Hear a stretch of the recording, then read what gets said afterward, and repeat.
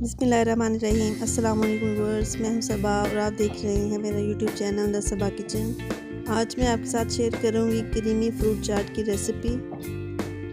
तो सबसे पहले फ्रूट्स कट कर लेते हैं सारे।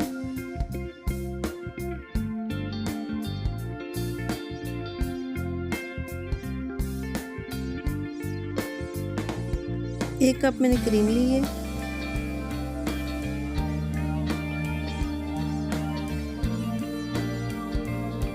और काली मिर्च 1/4 चम्मच मिक्स करेंगे।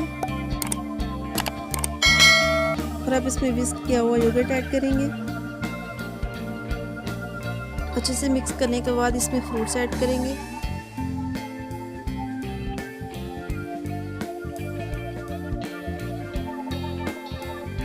अनार के दाने आपने 2 कर ही यूज़ करने हैं।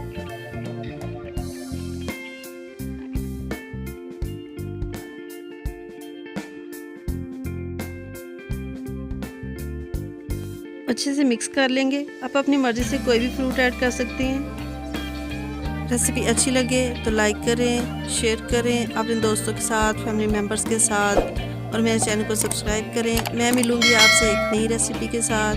तो मुझे दीजिए इजाज़त। अल्लाह हाफिज़, फ़ी अमान अल्लाह।